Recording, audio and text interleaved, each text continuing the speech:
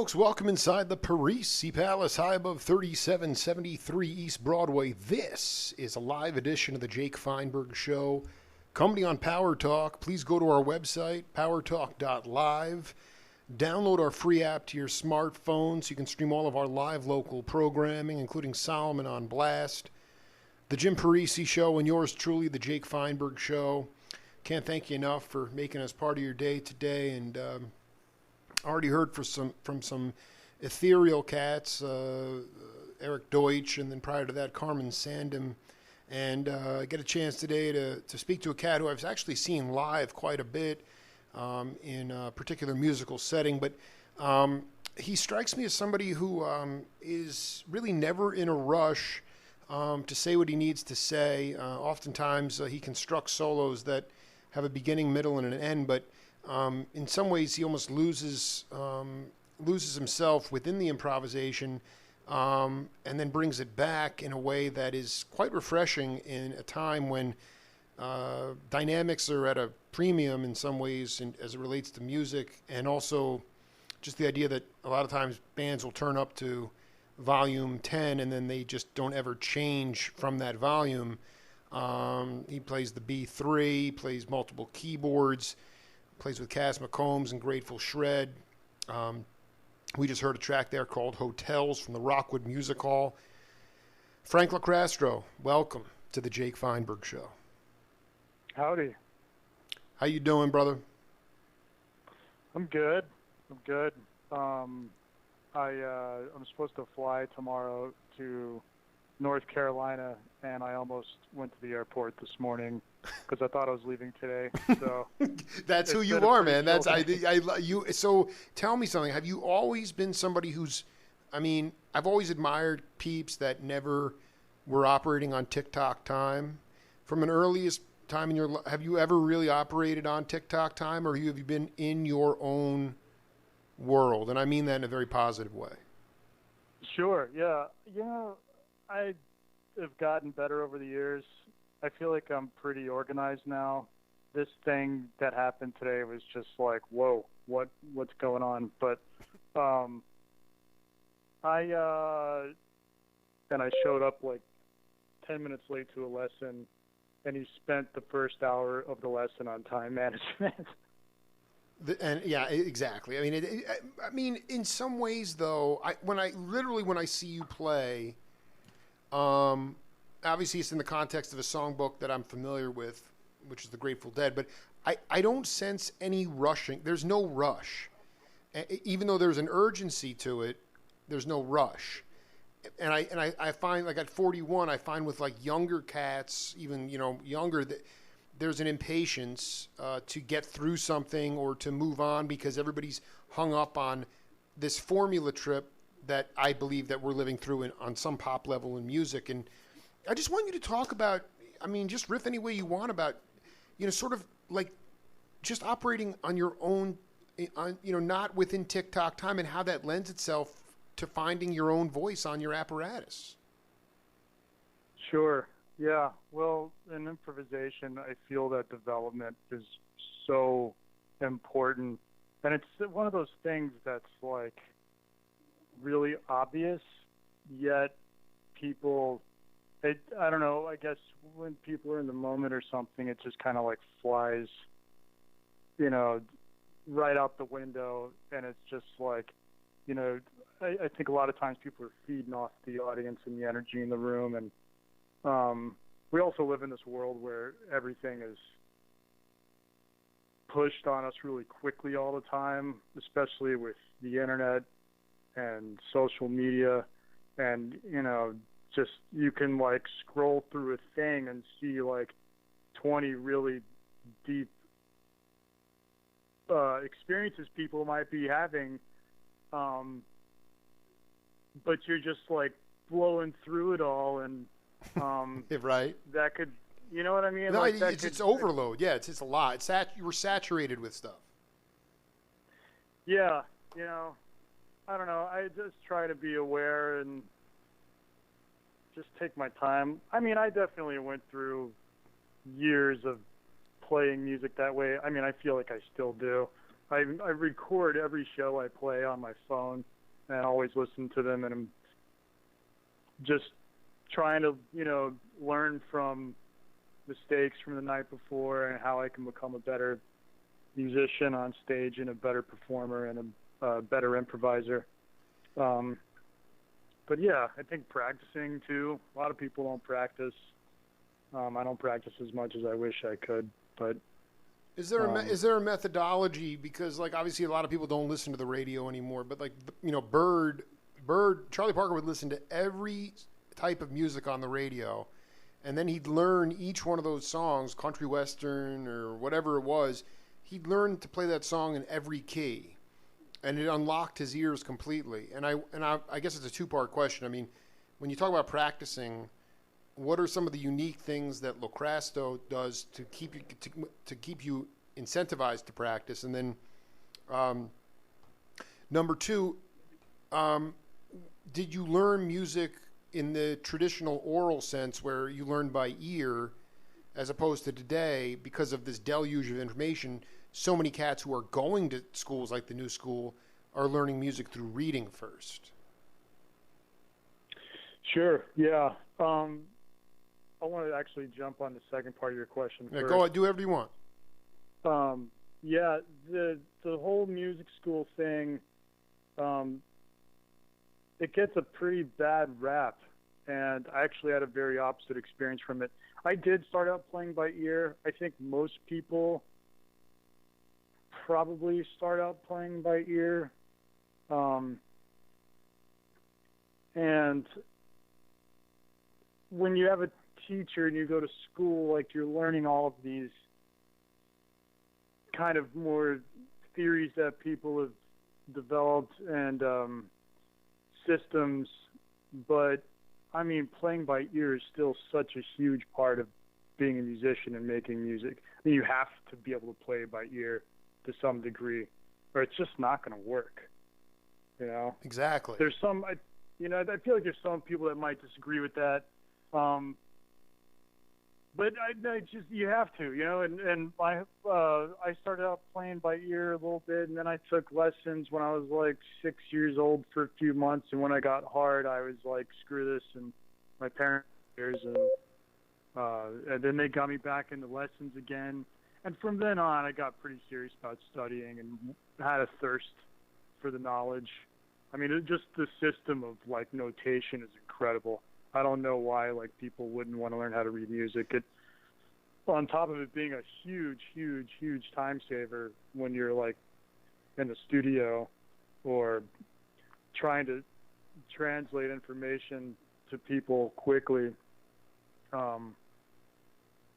I don't know. I guess it's all part of the creative process and like what you like to do. But yeah, I think that music education with the right teachers and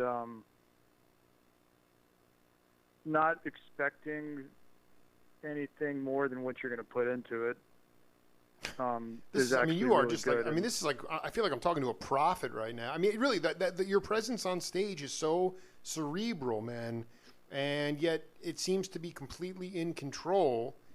Can you talk about, I always ask this question to cats, and because what you just said, I'm going to ask you, what is one of the tenets or a few things that you can definitively say that you've been able to take from the academy onto the bandstand on an almost nightly basis?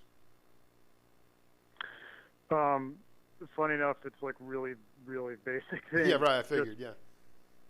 Playing with good time, playing in time, grooving, being aware of the groove, walking in with all the guys on stage,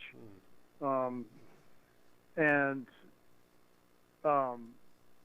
listening, not getting in the way. It's like it's not that complicated. It's like when you're playing, just listen to what's going on around you. Don't step on anybody's toes, and play, don't get play with melody and harmony.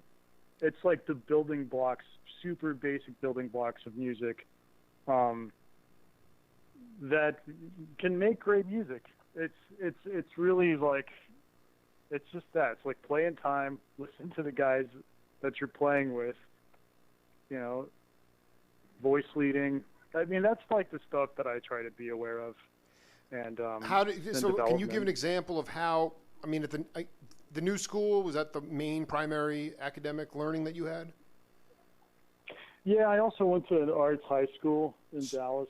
So I mean, can really you talk about, like, because I mean, you're talking about playing time, grooving, creating that rhythmic foundation that's going to ultimately create almost the hypnotic state of magic in music. And can you talk about how you were able to get hip to that in academia and how that looked? And then, because I mean, you're talking about a bandstand experience. Sure. Yeah. Actually, some guys I studied with privately kind of brought that stuff to my attention.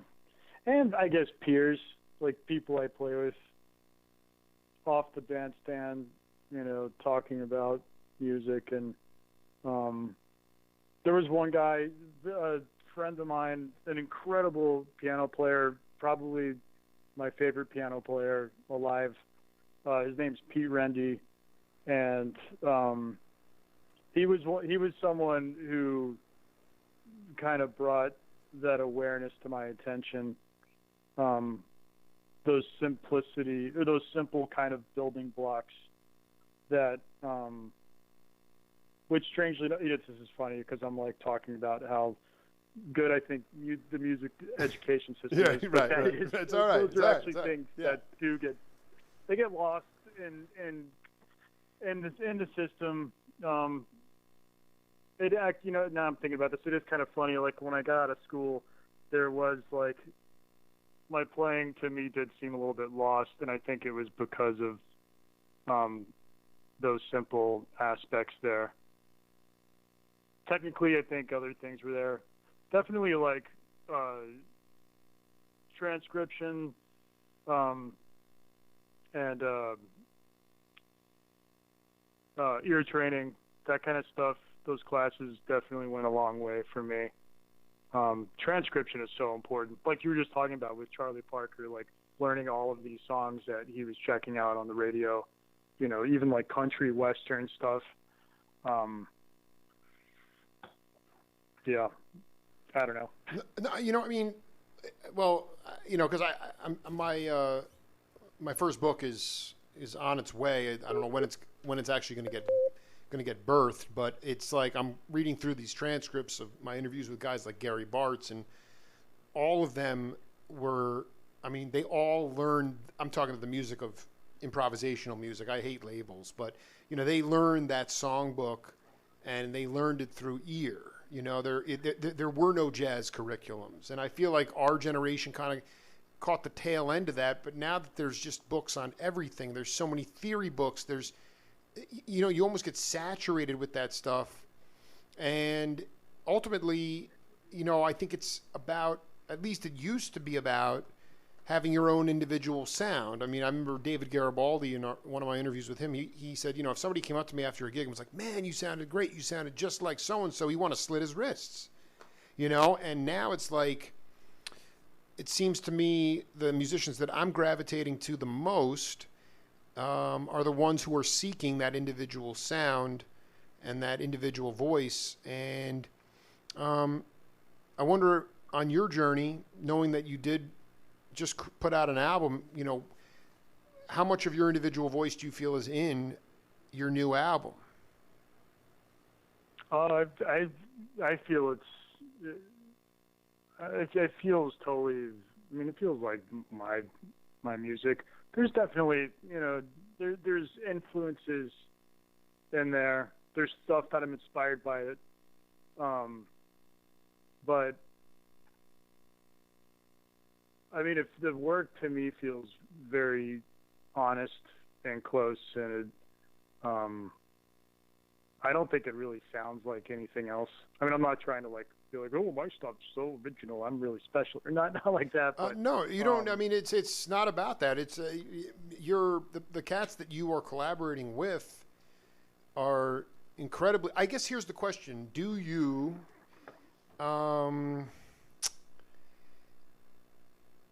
How much music do you listen to? I remember I just saw Dan Horn at Mollusk Surf Shop, and Oh yeah. he was like, he told me this. He said, he goes, and Dan, he's like, I'm just so busy, I don't have a lot of time to listen to necessarily.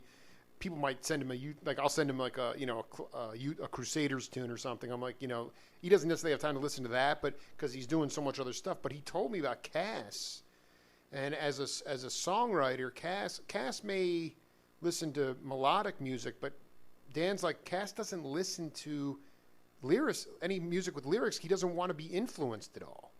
And I found that to be absolutely fascinating. And I wanted to know, as somebody who's creating something authentic and singular, because you have all this music going on in your head, do you limit the amount of music that you listen to in order not to be influenced by it? No, I'm not like that. Yeah, I did. That's pretty yeah, I didn't know that about Cass, but that does make sense. It does, because that was kind of, and then I talked to Casal about it, and there's a fine line. I mean, obviously Cass listens to music, but he's not voraciously listening to people that are lyricists because he's so fierce, and because basically he just has all that stuff coming through him all the time. So I mean, anyway, how do you intake, like, how do you take those your influences and then make it your own? That's like, it kind of changes over the years. This last record I just did. What's the name of it, by the way? Lost Dispatch. Lost Dispatch. Yeah. I've been really into exotica music probably the past 8 to 10 years. Exotica music, a lot of library music. This is great. Stuff.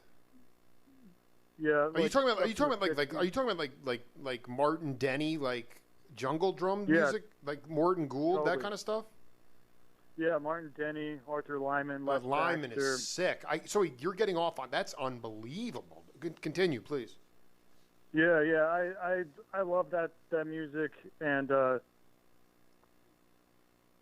I discovered all of this library music online, and it's like there's a whole genre of library exotica, and it's super cool. It's really lo-fi, like weird drum machines with like... You got to hit me to some of this stuff, dude. I mean, I don't love electronic music, but I mean, if this is like sort of like, if it's not overly slick, I got to get hip to it. I know, it's beautiful. It's like stuff that was used for, weird nature shows back in the day, or like some like, weird French movie filmed in like Peru, and they needed, we need some like weird like mallet music on this, and it's like a lot of stuff like that, and so I got pretty deep into those, into the library music and the exotica music, and I love electric instruments, mainly because that's just what I've played pretty much my whole life. I didn't really have an acoustic piano growing up, and I've accumulated a bunch of synths and piano, like electric pianos and stuff, and so I compose on and record on those. So that there's kind of like that element fused with, percussion and field recordings, and that's kind of the vibe of the record. Dude, Lost Dispatch. Get it.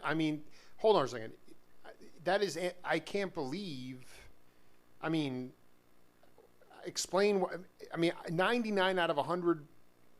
Again, the Adam McDougals, the LoCrastos, the Eric Deutsches. You guys are into all sorts of like the best sounding, electric keyboards and things like that I love. But 99 out of 100 houses I walk into, my daughters included, they're playing the acoustic piano. How did that work out that you were with in an electric bath? Part of it was that this arts magnet high school I went to in Dallas, when I got there, there was a keyboard ensemble at the school. I think there still is. Jeez.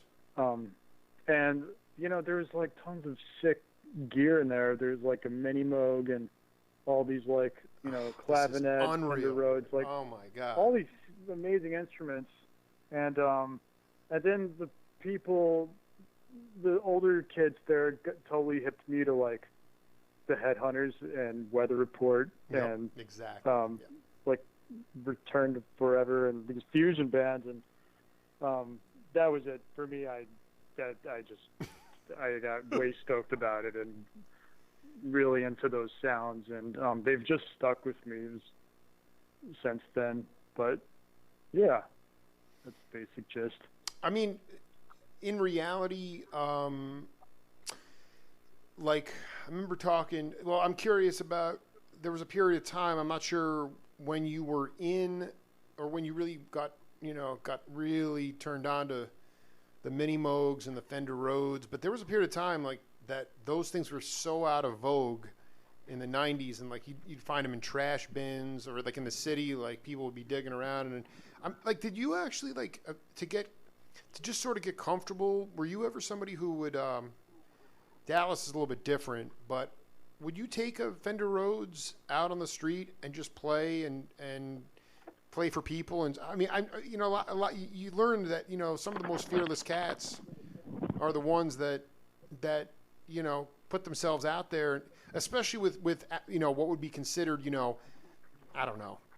Outdated might be the wrong word, but not like the contemporary sound, which it was, in the 90s, very heavy synth-oriented stuff. And I'm just curious about if you did some dumpster dives for electric instruments, and also did you play on the streets? Yeah. I mean, the playing on the streets thing, yeah, Dallas is not, it's not like a very walkable city. No, it's a dry city, yeah. Yeah, there's a great neighborhood called Deep Ellum, and some friends of mine and myself, we would set up on the street there, and we found the spot like in front of a clinic, and there happened to be an outlet in the front, so we'd go there and we'd set up and play, until the cops would come and be like, "You guys can't do this. You gotta go." And there was also it's 4 a.m, yeah. Yeah, they were usually cool about it. But they'd like drive by a few times and be like, "Oh, they know we're here," but they wouldn't shut it down. They'd like kind of let it go for a little while, which we appreciated. Yeah, and actually that school I went to, there was so much gear like stockpiled in that place, just collecting dust, and a lot of it I just ended up taking. Unbelievable, LoCrasto. But you just, because it was like you were so immersed in it, and you were just like, it wasn't like you stole it. It was yours. It became an appendage of your body. Yeah, I still have it all, and I play it and use it all the time. Dude, that's so sick. It's so. Anyway, yeah. To me, it's like that is the soul element of it. What is it about the sound of I don't know, those suitcase Fender Rhodeses and the vibrato and the I noticed I saw you at the Brooklyn Bowl with Shred, and you had you always have that Leslie speaker going with the B3. Oh, yeah. And then but I know like sometimes like some of the cats used to run like Leslie speaker through the Fender Rhodes and stuff like that. That sound is just like, you could box. That's beautiful. It's the most, and then as we move through the 70s, by the 80s, the synthesizers. You were able to start creating other instrument sounds. Why did it, in your mind, in your ear, what changed about it? Because there's this like Velveeta sound that I can't even listen to after a certain period of time. I'm talking to a real musician. What made that sound so authentic in that early 70s period based on the more like Velveeta synthesizers of the late 70s, early 80s? Yeah, I think the 80s technology changed. Digital technology and MIDI came around, which just made things easier for people. Though I just picked up like a vintage copy of Keyboard Magazine at this rehearsal space I was at in Canada, and like the guys interviewing in the magazines are all down with, they want to keep playing their old rigs. Like this one guy, he was like Bon Jovi's keyboard player, and he's just like, I don't want to. He's like, I still tour with my CP70, which is like basically a Yamaha electric Grand. I mean, it's like moving a Hammond. They're huge and they're heavy. And what year were they? What year did they come out? The CP70. Yeah.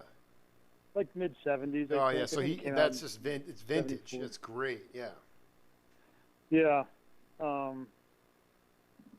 And then the 90s. But now here we are now, and it's like this stuff is all it's made a full circle. Everyone wants that analog sound again because it's like fat, it's full, and it's very warm. It's easier to program too, just like hands-on type of stuff. Those digital keyboards where you got to scroll through a little menu forever. I get so confused with that stuff, and it's the analog stuff on top of it sounding great it's faster for me to like find sounds on and get what I wanted to do. Talking to Frank LoCrasto here on the Jake Feinberg Show. I want to read you this quote from you obviously know the trombone player Julian Priester. Oh yeah. And so I've done a couple interviews with him, and I want to read you this, and then you can relate it to any way you want. But he said, if you're not secure in your own ability to keep time for yourself, you have a large problem because you cannot perform in a group where the rhythm is so hidden. The measurement or time and space has to be personal. You're freeing up the rhythm section to play music, not to accompany the horns that are playing music. You loosen the restrictions on all the instruments who are keeping time. You don't necessarily have to mark time. You can play in time without actually marking it. My introduction to free music was when I was with Sun Ra in the 1950s. He would not dictate what we were to play. He would give an idea of the direction he wanted us to go in. Instead of having written music when it came time to solo, he would point to each individual to take the reins and play. We had to develop a unique ability to listen to the sound of the group and make sense out of that sound and identify the harmonic structures and be able to instantly connect and create a solo that is relevant to the sound of the band. Without specific instructions in the beginning, we had to go by instinct and rely on our instincts and rely on our ears and our ability to identify what we were hearing. That's the precursor of the free music style. Once you develop that ability, we didn't have to be tied to the structure of the music. That was a valuable tool to learn how to perform by instinct and instantly with the sounds that were present at that moment. Can you talk about how you developed your own internal time feel and also how that instinct where you have to create a solo that's in unison with the band, and not rely, and again, freeing up the rhythm section to play. I mean, the keyboards are melodic, they're a percussive instrument, but when you have to go out and solo, you're not overly reliant on, you can allow the rhythm section to play melodically. Yeah. Look, now the quote is so deep. Welcome to the Jake Feinberg Show. No, I'm just saying that's the Jake. I mean, that's why I'm so psyched to talk to you, because that's how deep a dive I go on, and I'm not even a musician, but I'm able to get that stuff out of those guys. So I mean, he's riffing, man. That's insane. Just riff on it any way you want, man. You go anywhere, man. Yeah. I'm sorry. You were asking about. You know what it is. You know what I want. You know what I want is what I want you to talk about is in a band like Shred or any band where like it's essentially there's a conversation going on and a lot of the traditional quote unquote timekeeping instruments, like when it's your turn to solo or it's your turn to go off, you are not like your own internal time feel. And that you can loosen up the rhythm section where they're not fixated on where the one is. You know, maybe you lose the one. You know, essentially, it's like it's being able to play on the spot instinctually in tune with the sound of the band. Yeah, totally. I think a lot of that. Well, one great thing, or really cool thing, is being a keyboard player. When you're in a band when there's a lot of improvising like that, a lot of times people will drop out other guys, not necessarily the bass player and the drummer, but guitar players might stop comping, and just kind of give it to you.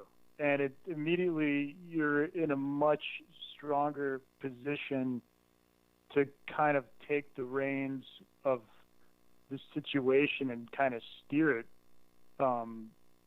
wherever you want. It's just easier, and when you're on tour and you're like playing every night, you get to know the guys really well, and you develop a rapport, and I mean, it's like having a conversation with someone that you know really well.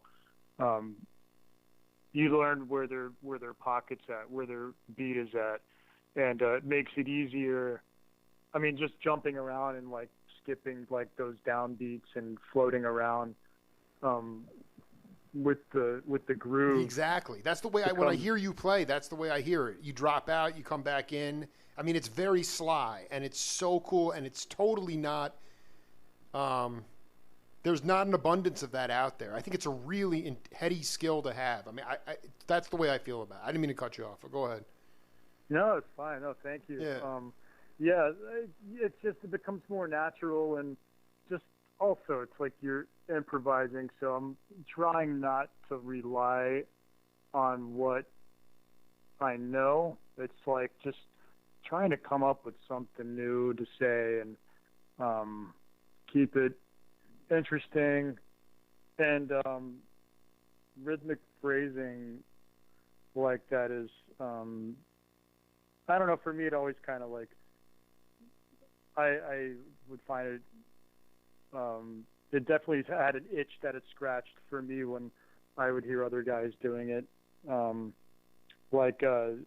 feel like Keith Jarrett is a really great example of that.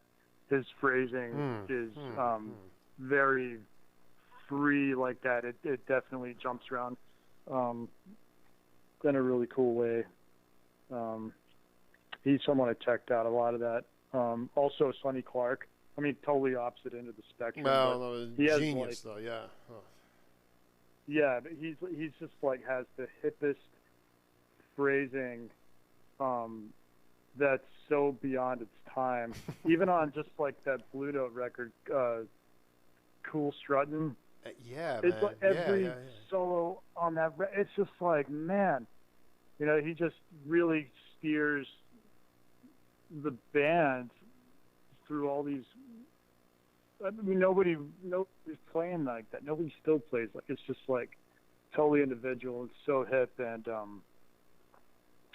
I don't know. I'm kind of like just flowing here. No, I'm this is what it's at. I mean, do you? Everybody has their own internal time feel. I mean, where do you think that your ears? Where have your ears grown the most on the bandstand? I'm sorry, Jake, you cut out there. Yeah, no, like I mean, like you have really big ears, like, and I'm just wondering, like, when your ears grew the most on the bandstand. Probably. That's funny. It doesn't feel that way. I try to keep it that way all when I'm playing. I used to play with this guy, Jeremy Pelt, who's an incredible trumpet player. I would definitely say with him, we played together. We did tons of touring, and we made a lot of records for probably like 10 years. And that you had to listen in that band because there was no telling. The way Jeremy leads a band, he's just kind of playing the whole time. You don't really know what's going to happen. There's not always there's a lot of deterring from the set list if there is one. So you're like kind of in a position where you have to listen. Otherwise, you're going to end up looking terrible and not sounding good. Exactly. Greg Osby, too, was someone else I worked with for a while, and he was also very much like that. Definitely in that free form improvisation type of thing that you'd mentioned that Julian Priester said about playing with Sun Ra. You had to listen, because on Greg's music, there is forms, but and chord changes are changing at certain times, but the way it's phrased can be so ambiguous, and the band usually gets to a point where, like, I don't know, it's not like the same kind of pulse you feel when you're tapping your foot. It has more of a flow to it, I guess. But playing with those guys, definitely, that I feel like that was probably a time when a lot of that developed in my own playing. Yeah, I mean, I was just talking to Wendell Harrison yesterday. He was part of the Vibes from the Tribe with Phil Ranlin. We had the deepest hang I've had. I mean, it was deep. And, you know, he was talking about the emotive qualities of music, too. Like with Osby, I mean, you know, like literally he spelled it out for me. I mean, Archie Shepp and Coltrane, they weren't playing standards in the 60s. They were playing the soundtrack of the civil rights movement. That oftentimes that gets overlooked a lot of times. I mean, a lot of the audiences would get up and boo Coltrane, or they'd say, make him stop. You know, they couldn't understand it, but it was movement music. It was consciousness raising music, and I feel like that plays a role. Not just like you said, instead of tapping your foot, there's more of a flow to it. But you can't just like gin up that sort of. How do you feel? What's the LoCrasto, especially now as a leader on the bandstand? I remember Michael Shreve telling me, you know, you can't expect the audience to go there if the musician doesn't go there first. I actually disagree. I bring like a football style mentality to the gig. So it's like the fourth quarter, the first note, and I'm blitzing the quarterback. So my energy is already really high at the audience. But how do you what is the best way to go about raising the collective consciousness of the band, which then goes to the audience and then comes back? I mean, that's the magic of music. And how do you feel you can, how do you get to that place? I'm still trying to figure that out. Yeah.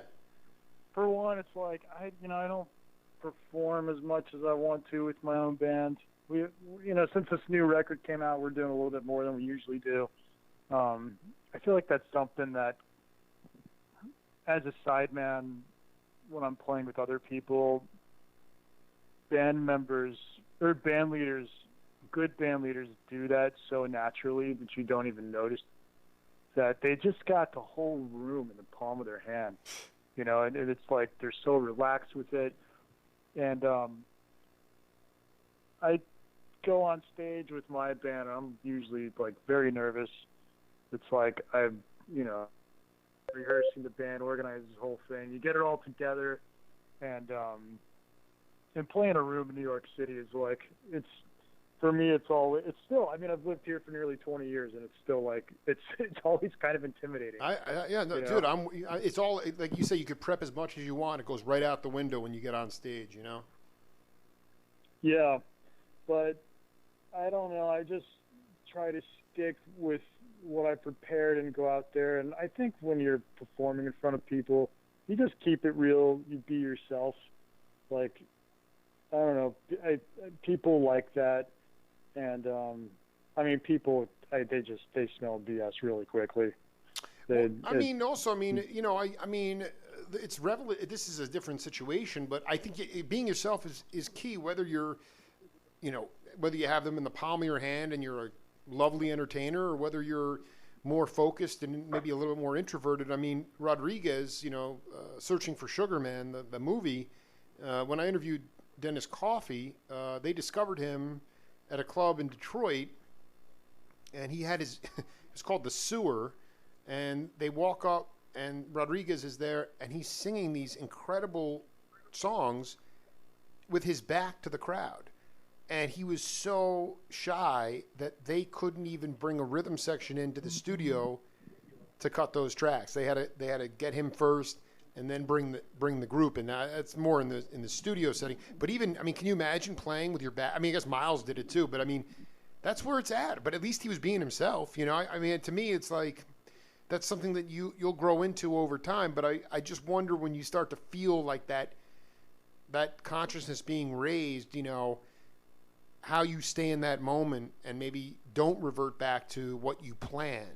You know, that's the other thing when you meticulously or you plan a presentation or some sort of musical presentation, but then something is sort of different and offbeat, but yet there's some kind of charisma going on. If you're able to sort of say, well, oh yeah, I'm just going to let it fly now. Totally. Yeah, you have to roll with it always. The first couple records I put out, I was just being way too much of a control freak with the way the live show is supposed to go. Mm-hmm. And it's just they're bad shows. It's like when I go back and listen to them, it's just cringeworthy. And it's like, you know, I usually get great guys to play, and they're killing players, and then you're like kind of holding them back, and then they're kind of tiptoeing around like, wait, this is not Bryce Frank looking at me like that. Dude, it's a drag. You know, that's so you're just like, damn, man, why didn't I let them cut it loose? You know. Yeah. But that's just sort of like being secure, you know. Yeah. Yeah, but now it's just like I've gotten better at just like letting that go and letting the band do their thing, because then it's like something totally awesome and unexpected happens, and that's what makes seeing live music. That's one of the things that's so great about it. Is people don't necessarily go to hear exactly what the record is, or I don't, at least. Maybe some people do, but you know, I want to hear the live version. Well, that actually speaks. That is a question. Is the I guess that's the most important point here about Lost Dispatch or any. I mean, I think that's a beautiful thing to say. When people go see you, they should not expect. I mean, do you ever? I mean, now that you sort of evolve as your evolution continues, do you ever play the same song the same way once? I mean, do some songs lend themselves to stretching out more in a live setting? I mean, should people? I mean, I think that's. I wish more people did that. Yeah, totally. Yeah, definitely. There's like form stuff that's pretty consistent, but I mean, there's improvising. Like that's never the same. That could literally go anywhere and do anything.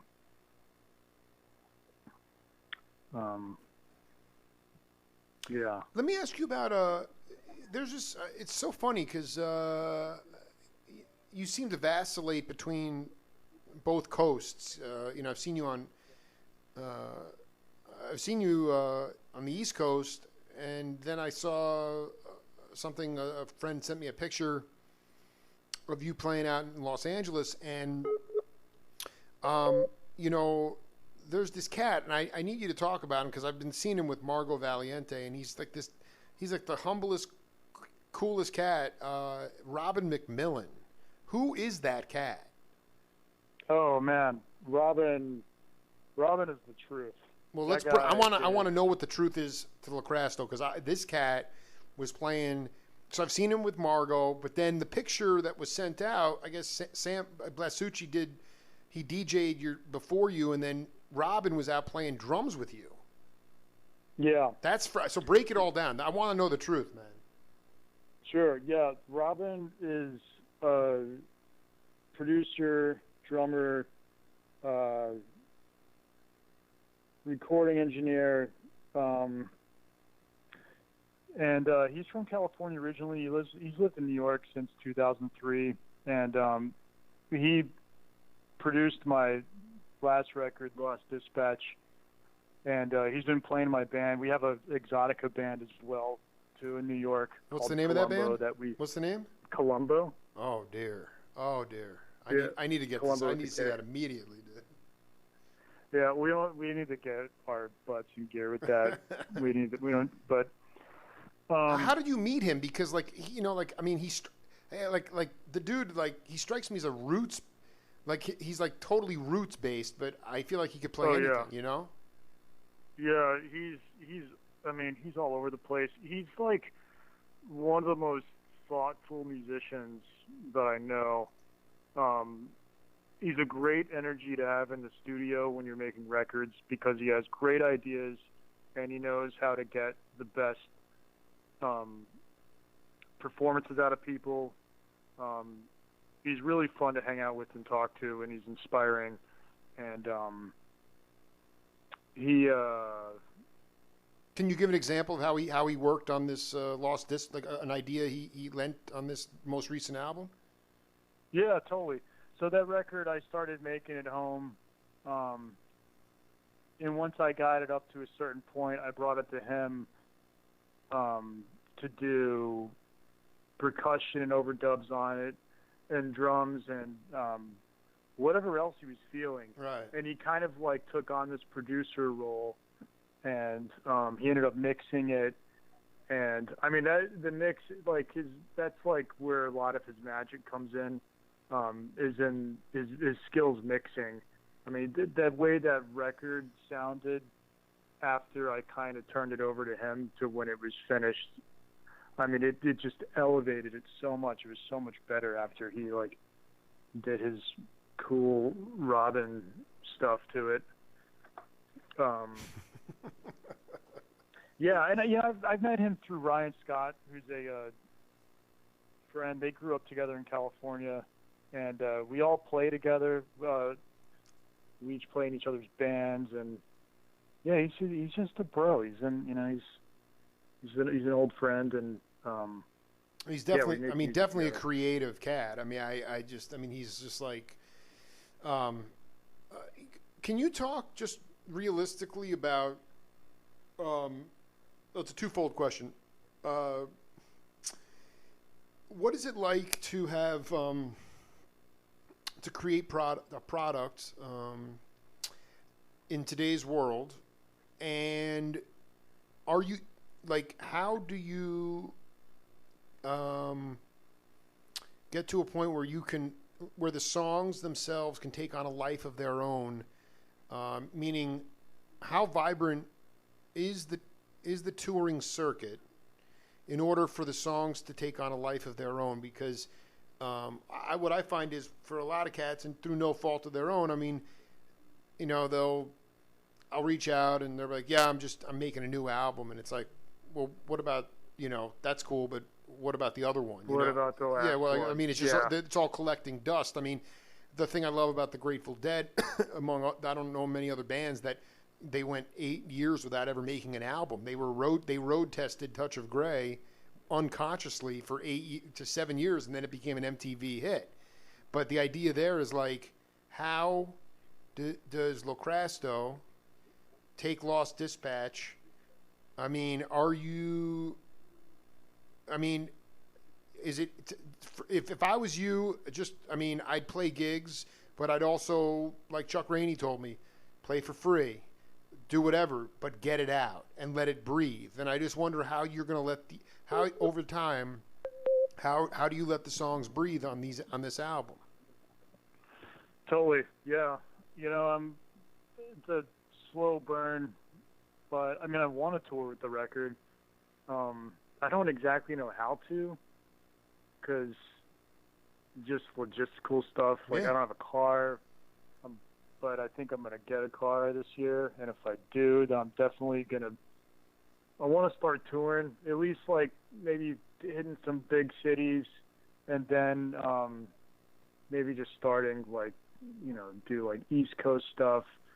A lot of it, I feel like that helps bands get out there, is like getting like a cool opening slot. Like, I'd love to open for like Medeski, Martin, and Wood. Exactly. John Medeski's so awesome. I mean, they don't even play. They don't play live. They don't play live that much anymore. They used to play all the time.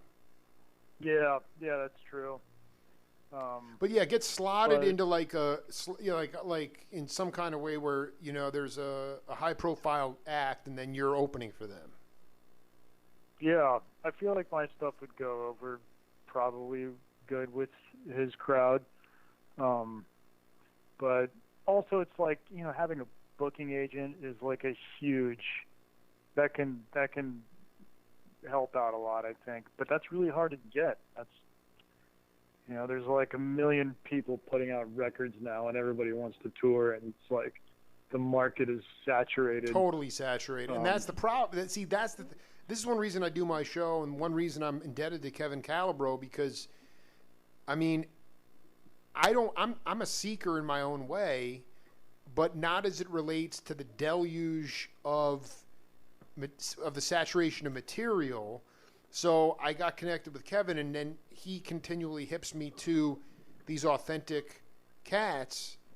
I just don't see, like, I'm still trying to figure out how to bridge that gap, in essence of not just getting you out there, but having you be able to sing for your supper. It's a very, because there was a period of time in our country when, I came back from moderating a Woodstock 50th anniversary panel with Michael Shreve and Greg Arico, who were the original drummers in Santana and Sly Stone, respectively. And the crazy thing is that Santana didn't even have an album out. I mean, there was a competition between, I guess, Bill Graham sent Mike Wolf he sent him a Santana demo, and he sent him another psychedelic band, or another band, and Mike Wolf chose Santana. And what happened from there, Michael Shreve's drum solo was caught on camera, and the rest is history. I mean, but it would be absolutely, there in no way, shape, or form in today's bottom line world would you have a situation where somebody with no product and no name would be invited to a festival like the size of Woodstock. Oh yeah. It's really Definitely remarkable. Not. So it's the idea of saying, we've gotten into this conformist mentality of, we want to hear what's familiar. We want to hear what's recognizable. And I just fundamentally disagree with that. I just say, no, I want to hear the junk. I want to hear the exotica. I want to hear different stuff, because that's how ultimately that's how you build new bridges in music. So, it's almost like you have to build your own bridge, man. And I mean, there's no manual for that. There's not. And it's another hard thing is that people are afraid to get involved with it because it's unfamiliar, and which is weird to me, because I feel like press people, I'm like, well, isn't that your job to like write about unfamiliar stuff and get that out there? Exactly. Because and here's the problem is that you're like, write about Bob Dylan more. Like, what about exactly, dude? No one's hearing it. It's just no offense against Bob Dylan. No, because you're looking at a situation where they're only going to the bottom line situation is that they're only going to invest in people they know they're going to get a return on, which is antithetical to the way guys like Orrin Keepnews thought, and the way, just the idea that Columbia Records, at one time, Nat Hentoff was writing liner notes at the same year for Bob Dylan and Charles Mingus. I mean, it was encouraged. It was encouraged at that time. Norman Granz was the same way. He would say, I don't care if this Oscar Peterson record sells 10 copies. It's what my label stands for. The cats also got paid, though. That's the difference. The artists got paid. And so it was just fundamentally, it does go in cycles. But yeah, why have to have another Beatles thing? We don't need to keep revisiting this stuff. Part of it is part of it's the baby boomers. They really refuse to leave the stage, in all aspects of life. But part of them is driving, these bands that tour, Journey and Tower of Power, Steve Miller. Like, let it go. I mean, but people are petrified of the bottom line, and until that zeitgeist kind of changes in some way, shape, or form, all I can do is my part. I can transcribe some of the salient parts of this interview and begin to create an identity for LoCrasto and blow it out on Facebook, because it's just, you got to go against the grain. And you also have to realize that you're probably going to walk away, your soul's going to be fed, but you're not going to make a lot of money. And I I'm totally fine with that. I'm also totally fine with the idea, and I'll ask you this as we in our remaining minutes here. As an artist, as a creative, and somebody who still has many, many years ahead of me to continue to crank out, material. I've just resigned myself to the fact that I recognize that the work that I'm doing may really take off well after I've left this planet, and I'm totally okay with that. And I asked LoCrasto, as it relates to your evolution as a musician and the music you're making, are you at peace with the fact that a lot of your stuff might actually have saliency long after you're gone? Yeah, totally. I mean, it'd be nice to, get some, it'd be cool if that happened now. But, buy a car. Yeah, no, I get it. I get it, man. Yeah. I mean, I don't really. Yeah, I'm. That would be great. I would love for that. The more that I can get out there and make the world a better place and improve people's lives, and great. That's. Yeah, I'm wholly at peace with that. What were your intentions for getting into music originally? I guess the same as everyone's, fun. I don't know if that's it. Yeah, no, I mean, there was a calling for you. Like, it was so deep and illogical that it was the only thing that, I mean, a lot of cats, their soul would die if they didn't play music. I mean, do you feel like you fall into that category? Yeah, absolutely. Yeah, it's like the only thing I know. I've just done it my whole life, and I don't even know. It just, I don't know. I don't know what would happen. It's just. Yeah. No, because I interviewed the chanter Krishna Das, the Hindu chanter. No. Well, you would if I say, but he was a disciple of Maharaji in India, and he was he was miserable, and Maharaji passed away, and I'm giving you the Cliff Notes version here, but he in 1994 he was on freebase and really depressed, and oh wow, and this bolt of lightning, this whole all of a sudden this energy and voice came to him and said, you must chant. And so he started going to his local ashram. It was 1994, and he started to chant. And so his name's Krishna Das, if you want to look him up.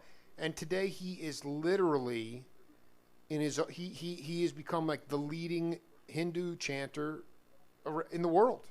And wow. When I asked him, so we did this interview, I'll send it to you because it's so deep and you'll love it. I mean, what was so enlightening to me, I asked him about, reaching a state of bliss in music, and he just went on this riff very quickly. He just said, I don't chant for bliss. I chant to fucking live. Meaning, wow. It was just so deep. And I even asked Neil, I played that for Casal in my second interview with him, and Neil was like, well, let's lower the drama needle a little bit at first. And then 8 minutes into him riffing, Neil talked about basically living in a freezing barn in Ann Arbor, Michigan, while all his peers were going to Ann Arbor, going to college. He was living in a freezing barn, stealing SpaghettiOs and ravioli out of a gas station just to play music, So you realize that it's not about a state of bliss. It's about, you have to you do it to fucking live. And I think that's the most reward. That's the coolest part about it, because, that's not what's shown today in pop music. I think a lot of kids will get infatuated with, the fame or the potential of money, but those intentions are not the reason to get into music, Totally. Yeah, I couldn't agree more. Are you going to be on the playing with Grateful Shred in Santa Barbara and those places on this tour? Or when I'm just curious. They're in August. Do you be playing with them at all? No, I'm getting married in the very beginning of October. So congratulations. End of the summer. Thanks. No, I was actually at the Brooklyn Bowl show when they announced you got engaged. Oh man, awesome. Yeah. So you get around a lot. It sounds like.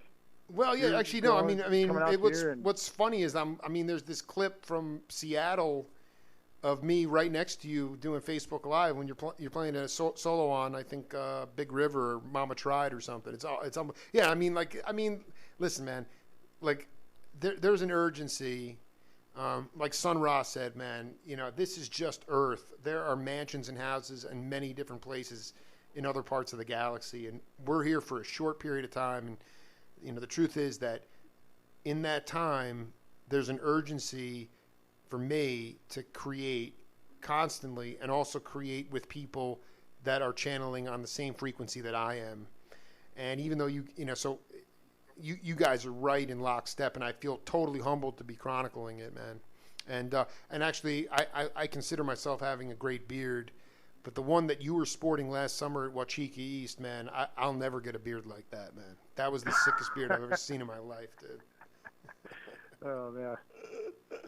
Anyway, LoCrasto, well, man. It's also great that you're out there doing that, because I was looking at your website after you hit me up earlier, and I couldn't believe the people that you've interviewed, and like how there's so many of them, and it's just like, it really warmed my heart. I was just like, man, somebody gets it. Well, and that's just, I don't know how deep you went, but that's just the homepage. I mean, Calibro just emailed me and said, I haven't updated my index in 4 years. LoCrasto, you have no, it's just, and that's the other thing, whether it's Cass or whether it's your own band and you get a big gig at a venue. It used to be like, I got to Bill Cosby, right? And I interviewed him twice before the world caved in on him about his involvement in music. I never watched the Cosby Show. But the point is, it's one thing to attain the interview, right? Like, you can look at the names and say, oh, wow, that's amazing. He's doing something. But then when you get in that moment, you seize the moment and you do an incredible interview, and you get these guys out of their original mindset, so that all of a sudden you're extracting new information. Hopefully it's quality information that's going to inspire people. So it's not even just about attaining the gig. It's about seizing the moment and really taking people on a trip. And I'm not a musician, but I'm doing it in my own way. And I can't really remember the last time I can't remember. Part of it's easy. I'm not in a band. I don't have to worry about 5 other personalities and getting out of my own way. It's just me, but, we just went on our trip. I can't remember the last time I had a bad interview, man. I've just been on fire for like 4 or 5 years now. Yeah, this has been great. I'm usually terrible at these things. No, dude, I cannot wait. This is the greatest thing. Yeah, dude, we just cooked for 65 minutes, dude. It's unbelievable. So, much love to you, man. Congratulations on. You're gonna you're gonna go on a honeymoon, but you'll be back sometime. When are you gonna be back out on the road in any of the amalgamations you're in? November. I've got a European tour cast. I got some stuff this month and part of August with the Fruit Bats. Fruit Bats, interesting. Yeah. Well, if you and McMillan, what was that band called? Columbo? What was the Exotica band you have? Yeah, Columbo with a K. Dude, please let me know if you guys are going to collaborate, because I will seriously contemplate flying across the country to come see you guys, because I'm upset. Robin McMillan is one of the slyest cats in the world, man. Oh, he's amazing. Yeah, you should interview him. I've been trying, man. No, believe me, this was a heartwarming interview, LoCrasto, and I wish you the best and continued success in your journey.